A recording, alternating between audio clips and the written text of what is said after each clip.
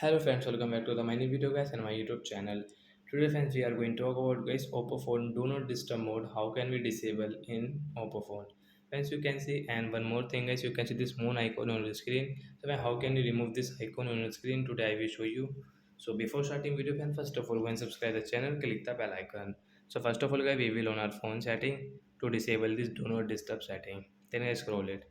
Friends, you can see guys your sound and vibration setting guys. Click on sound and vibration setting guys. Tap here.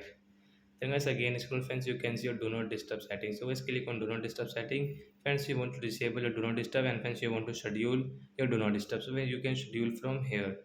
But guys we want to disable. We don't want to use. So right side guys tap here to disable. After disable guys you can see do not disturb will disable. And friends you can use your ring and vibrate setting without any problem. So and guys you can see guys this moon icon will remove on your screen. So that's it guys, thanks for watching the video. Bye bye friends, we will meet on next video. Before going please go and like the video.